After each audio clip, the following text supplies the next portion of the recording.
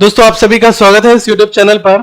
यहाँ पर आज हम एक पार्टनरशिप का क्वेश्चन सॉल्व करेंगे जो कि केसलेट डीआई की फॉर्मेट में है। क्वेश्चन के लेवल काफी अच्छे हैं, मेंस लेवल की बात यहाँ पर करेंगे। क्वेश्चन के लेवल बहुत अच्छे हैं। यहाँ पर हमने दो टाइप के क्वेश्चंस को इंक्लूड किया है। प्रैक्टिस मॉक के द्वारा ये क्वेश्चन प्रोवाइडेड है, तो आप लोग देख सकते हैं। लास्ट में एक क्वेश्चन और रखा है, उसको पहले आप लोग ट्राई करना।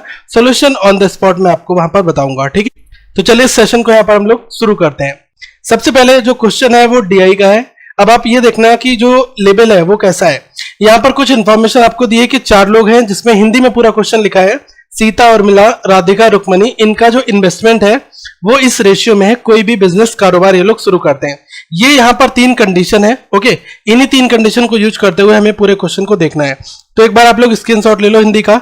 मैं इंग्लिश के जो लिखा हुआ है उसको देखकर यहाँ पर क्वेश्चन सॉल्व करता हूँ। सबसे पहले यहाँ पर ये टाइप लिखा हुआ है। अब यहाँ पर ध्यान ये देखना कि जो 4 लोग हैं, सीता, उर्मिला, राधिका, रुक्मणी, इनका जो बिजनेस स्टार्ट हुआ है वो इस रेशियो में है, ओके। इन्वेस्टमेंट इस रेशियो में है, तो हम इन 4 लोगों के नाम यहां पर मेंशन कर देते हैं। सबसे पहले क्या है? सीता, इसके बाद में उर्मिला, उसके बाद में राधिका, तो RADH, और लास्ट में क्या है? Rukmani, RUK, okay. अब यहां पर इनका जो इनिशियल इन्वेस्टमेंट है, मतलब कहा जाए कि ये लोग स्टार्ट करते हैं, वो किस रेशियो से करते हैं? 5, 4, 3 और 4, इस रेशियो से।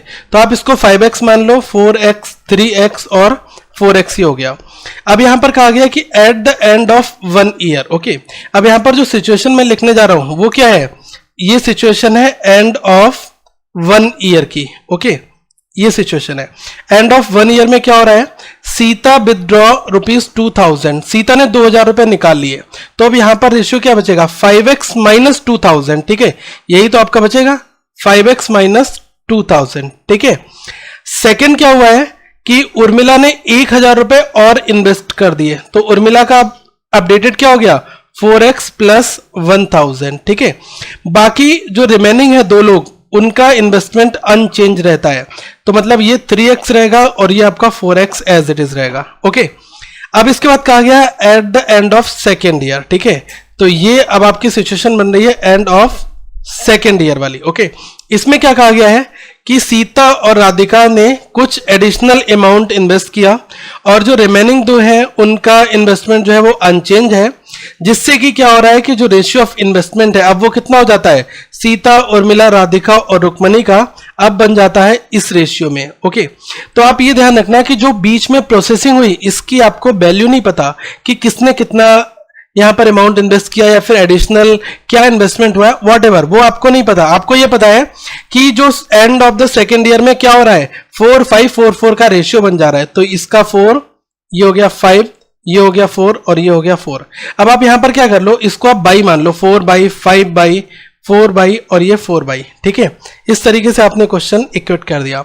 अब यहां पर लास्ट में क्या कहा गया है कि at the end of 3rd year, ठीक है। At the end of 3rd year में वो लोग जो प्रॉफिट है उसको, वो लोग जिस रेशियो में उन्होंने इन्वेस्टमेंट और टाइम लगाया उस रेशियो में वो लोग अपने प्रॉफिट को डिवाइड कर लेते हैं, ठीक है। इसके अलावा क्वेश्चन में आपको कुछ भी नहीं दिया गया है। तो अल्टीमेटली यहां पर आपका पहला टास्क क्या होना चाहिए? पहला टास्क आपका ये होना चाहिए कि आपको किसी भी तरीके से x और y, इन दोनों की अगर आपको वैल्यू मिल जाए तो आपका पूरा क्वेश्चन सॉल्व हो जाएगा। आप वैल्यू रख लोगे और यहां पर आप 1st year, 2nd year, 3rd year का इन्वेस्टमेंट निकाल दोगे, ठीक है। फिर लास्ट में आपको फाइनल जो वो होगा, क्या बोलते हैं, प्रॉफिट, वो आपको पता चल जाएगा कि किस रेशियो में इन्होंने इन्वेस्टमेंट किया हुआ है, ठीक है। तो हम लोग प्रॉफिट जो अभी, क्योंकि क्वेश्चन हम जो और डिस्कस करेंगे उसमें और भी लैंग्वेज दी है, तो फिर प्रॉफिट की बात तब करेंगे। अभी हम इन्वेस्टमेंट कंप्लीट पता लगा सकते हैं कि तीनों सालों, फर्स्ट जो initial investment, 1st year, 2nd year, 3rd year, कितना है इनका, ओके।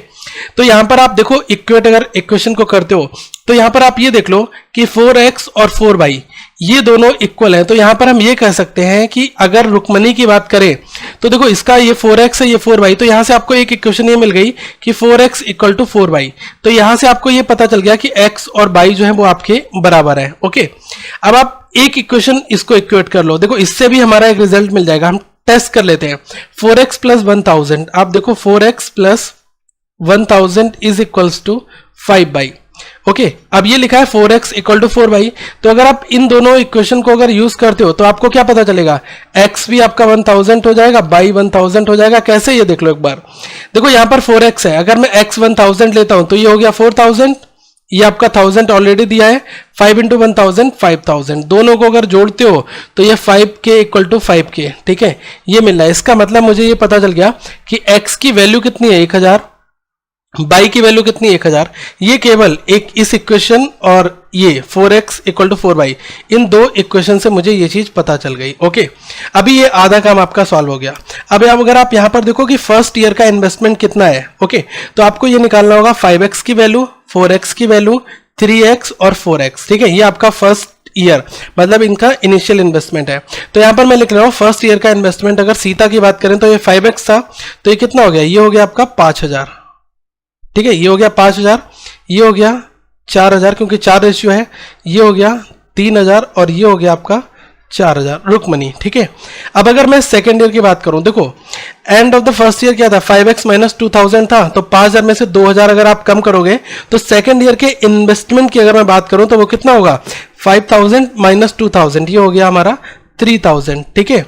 अब यहां पर इसने 1000 रुपए एक्स्ट्रा लगा दिए थे, ओके तो ये कितना हो गया, 4 प्लस 1, ये हो गया 5000, ओके इन दोनों का सेम था, तो ये 3000 और ये हमारा 4000 एज इट इज रहेगा। ओके अब अगर मैं थर्ड ईयर के इन्वेस्टमेंट की बात करूं तो यहां पर रेशियो कितना था, 4/5/4 और ये आपका 4 तो आप केवल बाई की वैल्यू रख दो, तो ये कितना हो गया 4000, ये कितना है 5000 और ये कितना है 4 और 4 यहां पर, ठीक है, इतना तो समझ में आ रहा है ना।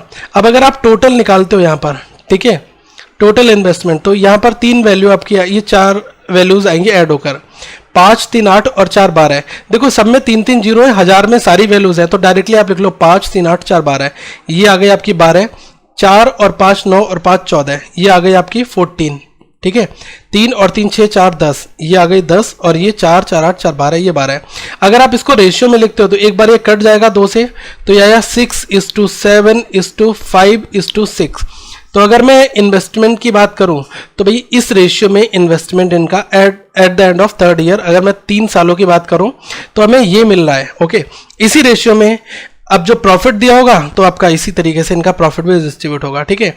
तो हमें किस चीज को स्टोर करके रखना है, जो ये वाली इंफॉर्मेशन है ना, मेन काम आपका इसका है। ओके एक तो ये इंफॉर्मेशन यूज होगी और प्लस ये 2 कंडीशन है इनका यूज होगा। अब जैसे क्वेश्चन नंबर 1 की हम बात करते हैं, उसमें भी कुछ आपको इन्फॉर्मेशन दी है, जैसे ये आपका क्वेश्चन नंबर 1 है, ठीक है। अब देखो पहले क्वेश्चन में क्या दिया गया है वो आप ध्यान से देखना।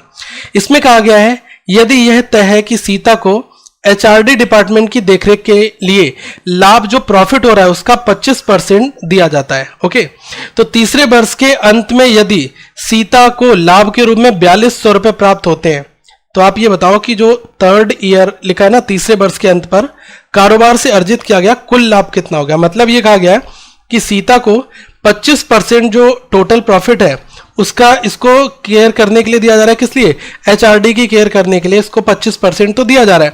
तो आपका अगर 100% जो भी प्रॉफिट होगा उसमें से पहले आप 25% प्रॉफिट निकाल दोगे, क्योंकि ये रिजर्व है किसके लिए, सीता के लिए। जो रिमेनिंग आएगा 75% वो अब इन 4 लोगों में डिस्ट्रीब्यूट होगा, ये क्वेश्चन कह रहा है। ओके फिर कहा गया है कि end of the third year Sita को अगर इतना रुपीज मिला है एज अ प्रॉफिट, तो आप टोटल बताओ, ठीक है, कितना हुआ। तो अब आपको क्या जरूरत पड़ने वाली है, रेशियो की। रेशियो अभी हमने क्या निकाला, 6 7 5 6, ठीक है। ये हमारा इन्वेस्टमेंट का रेशियो कितना है, 6 7 5 और 6। सबसे पहले सीता ही है, तो सीता की केवल हम बात करते हैं, बाकी अदर लोग हैं। सीता का रेशियो 6 है। अगर आप 6 सीता को लिखोगे, टोटल कितना है, 7 5 12, 6 18 और 6 24, टोटल हो गया 6/24। तो ये फ्रैक्शन बनेगा 6/24 किसका, सीता का हिस्सा। ओके अब अभी हमें टोटल नहीं पता। ओके तो आप ये देखो 6/24 इंटू टोटल प्रॉफिट आप करते, ठीक है, टोटल प्रॉफिट करते। अगर मैं यहां पर टोटल प्रॉफिट को ऐसी वैल्यू में मान लूं जो 24 से कटने वाली है, क्योंकि हमें 24 से इस वैल्यू को काटना होगा, तो हम एक मान लेते हैं। देखो 24 का अगर आप देखोगे तो 48 है, 96 है, ठीक है, तो ये वैल्यूज कट जाएंगे। तो मैं अगर यहां पर 96 मान लेता हूं, ओके, टोटल प्रॉफिट को मैंने क्या करा, टोटल प्रॉफिट, ठीक ठीक है।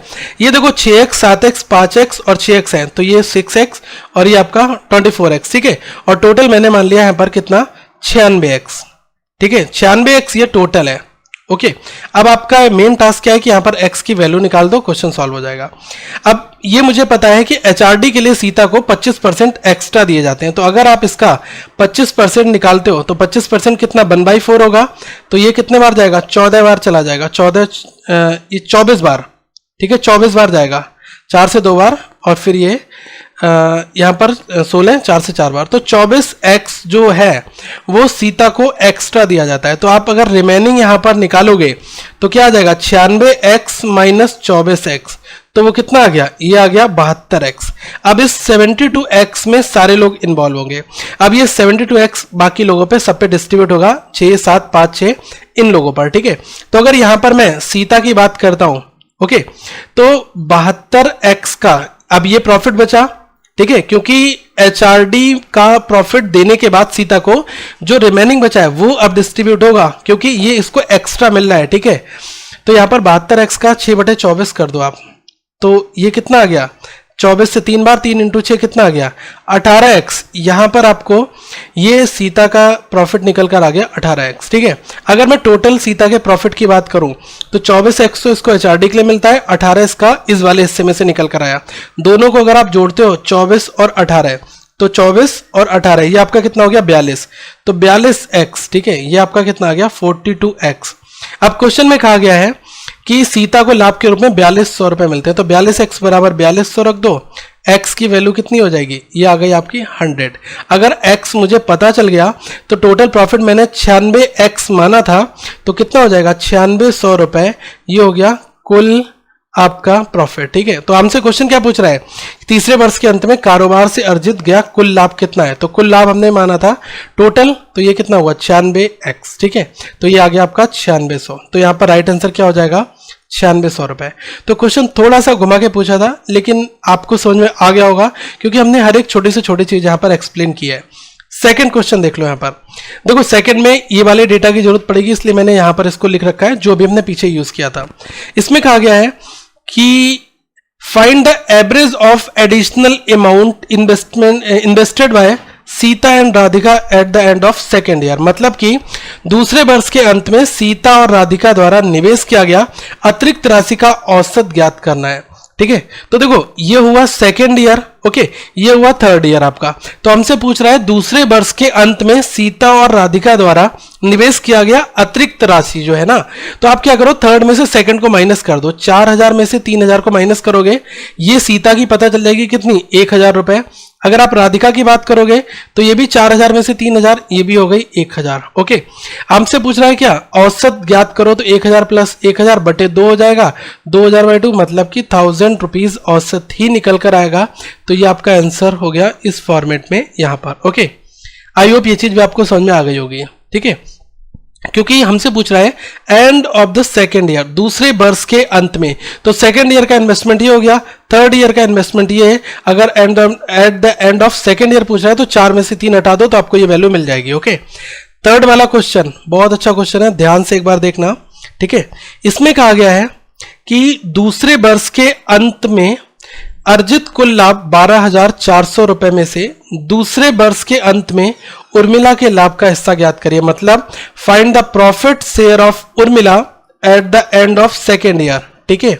Total profit of rupees is 12,400 at the end of second year, ये हमें क्वेश्चन में कहा गया है। तो आप यहां पर अगर ध्यान से देखते हो, अगर end of the second year की बात हो रही है तो ये थर्ड ईयर का यहां पर कोई भी काम नहीं होगा, थर्ड ईयर को हमने यहां पर हटा दिया, ओके।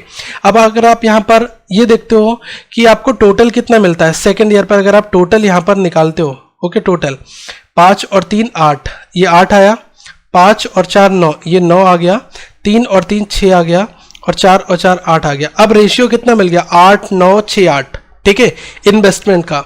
ये कहा गया है कि end of the second year profit कितना है 12,400, ओके। अब इस केस में पूछा क्या उर्मिला का हिस्सा बताइए, लाभ का हिस्सा कितना होगा। उर्मिला का रेशियो है 9, तो 9 बटे इन सबको जोड़ लो, 8 से 14, 14 और 9, 14 8 22 और 9 31 31, तो 9/31 तो ये उर्मिला का शेयर हो जाएगा। टोटल प्रॉफिट कितना है 12,400। देखो 31 से ये 4 बार जाएगा, 30 इंटू 4 120 होता है ना, 1 इंटू 4 4 होता है, तो ये 4 बार गया, पूरा पूरा हो गया। 400 बचा, 400 इंटू 9 ये हो गया 3600। तो यहाँ पर हमसे क्वेश्चन क्या पूछ रहा है, उर्मिला के लाभ का हिस्सा, दैट मीन्स कितना हो गया, ऑप्शन नंबर ए वाला। तो ये क्वेश्चन ठीक लेवल है, मैं ये नहीं कहूँगा बहुत ज़्यादा टफ है, मॉडरेट है, ठीक है। अगर आपको लिंक करना आ रहा है, लैंग्वेज समझ में आ रही है, तो आप इस क्वेश्चन को क्रैक कर दोगे, ठीक है। तो आई होप ये समझ में आ गया होगा, और इससे ज़्यादा क्या घुमा सकता है क्वेश्चन एग्जामिनर आपको, ठीक है, इसी के आसपास में देगा। बस क्वेश्चन के डेटा को इनिशियली हमें ध्यान से पढ़ना है। चलो एक क्वेश्चन आ जाते हैं, और बहुत अच्छा क्वेश्चन ये भी है यहाँ पर, लैंग्वेज अगर ध्यान से आपने समझ ली तो इसमें काम हो जाएगा। ये क्वेश्चन नंबर 4 है।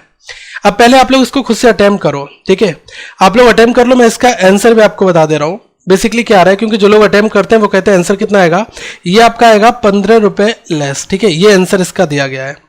अब पहले क्वेश्चन को एक बार देख लिया होगा आप, आई होप आपने। इसमें कहा गया है कि एक जीन्स और एक टी शर्ट का जो मार्क प्राइस है वो कितना है, ये है x + 300 और y + 400, ठीक है। दुकानदार क्या करता है, मतलब मार्क प्राइस हमें दिया गया है, जीन्स का इतना है और टी शर्ट का कितना है, y + 400। तो यहाँ पर मैं पैरेलल लिखते चलता हूँ, ये जीन्स हो गया और ये हो गया शर्ट, ये कितना है x + 300 और ये कितना है y + 400। फिर क्या करा कि जो शॉपकीपर है वो इसको जब सोल्ड करता है, मतलब बेचता है, तो डिस्काउंट देता है 20% और 25% का, ठीक है, किसको, विजय को।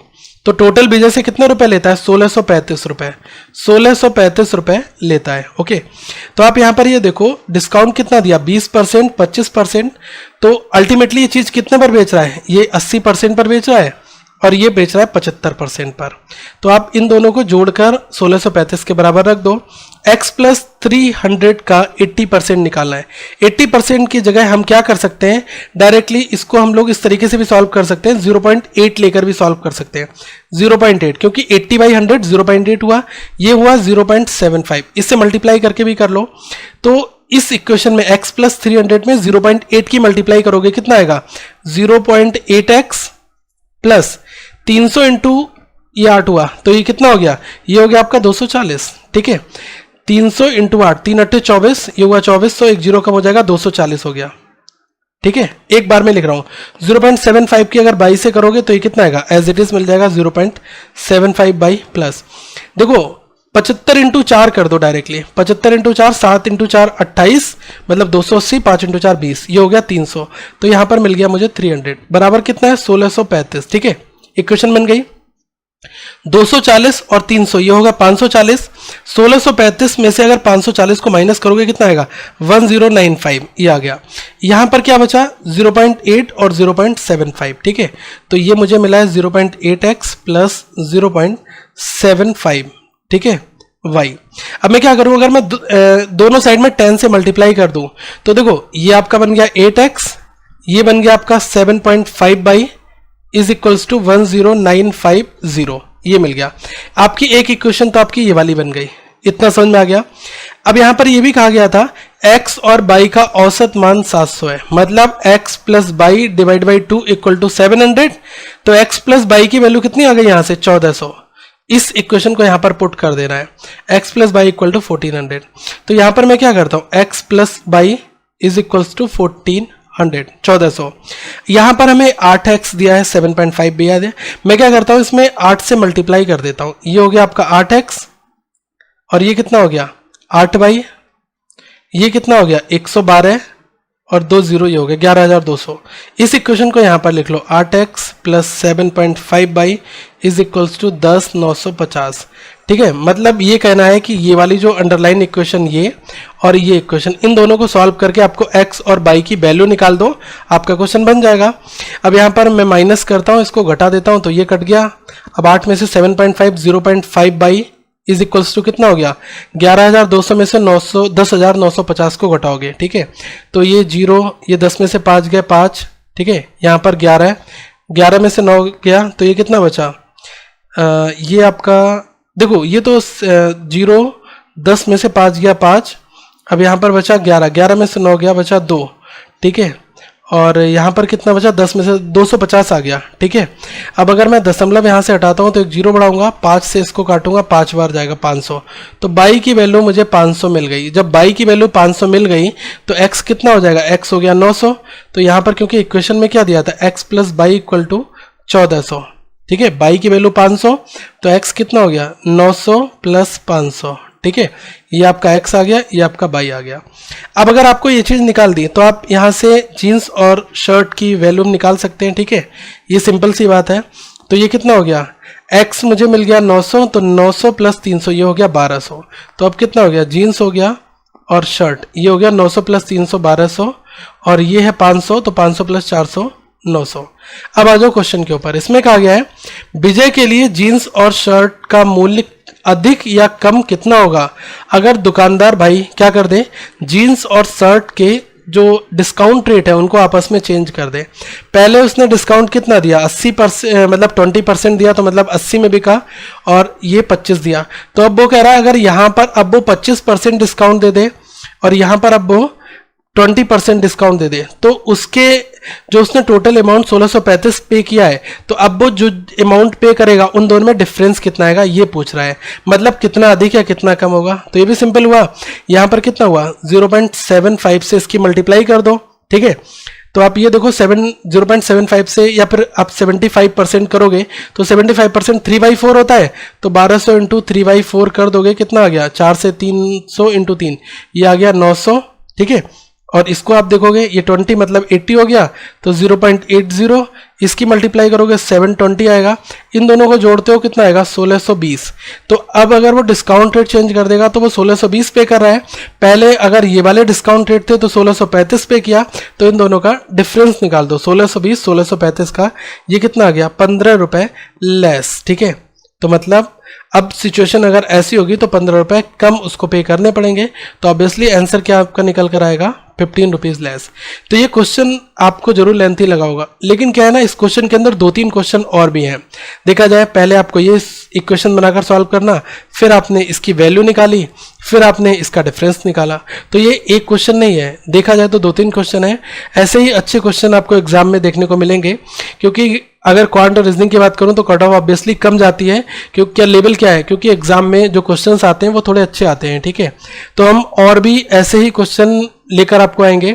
अभी हम टेस्ट सीरीज के क्वेश्चंस को सॉल्व करें ताकि आपको फील हो जाए कि टेस्ट सीरीज में पूछा क्या जाता है। आप लोगों से यही कहूंगा कि आप लोग जाएं और प्रैक्टिस मॉक का जो नीचे लिंक दिया हुआ है, इसका फ्री मॉक टेस्ट आप IBPS PO मेंस का अटेम्प्ट करें और आप देखें कि मेंस में आपने कितना स्कोर किया, ताकि फाइनल एग्जाम में जाने से पहले आपको बेसिक फीलिंग पता चल जाए, ठीक है। अगली वीडियो में हम लोग फिर मिलते हैं। यहाँ पर प्लेलिस्ट आपको मिल जाएगी एज यूजुअल, और इस वीडियो को यार लाइक शेयर जरूर करना। आई होप ये लेवल आपको अच्छे लगे होंगे। ऐसे ही सिमिलर लेवल हम और लेकर आएंगे। हमारे साथ बने रहें करंट अफेयर्स फंडा के साथ। अगली वीडियो में फिर मिलते हैं। Thank you, have a good day.